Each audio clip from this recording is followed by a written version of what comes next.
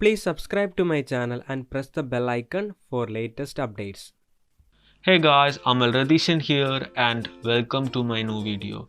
So today in this video I'm gonna show you how to access your file manager or SD card or anything on your Android phone if you just forget the password or forget the pattern of file manager. Okay, and just think that this will only work if you haven't logged the browser.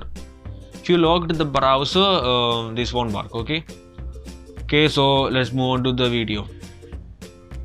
First you have to open your browser, then type file : /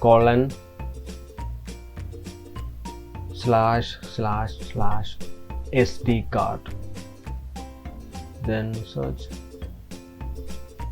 Ta-da! That's it guys. So it's very simple. You can access any file if the browser is not locked using pattern or something like that. So it's very simple. Thanks for watching this video. Keep watching my videos and please subscribe to my channel. Bye. Love you.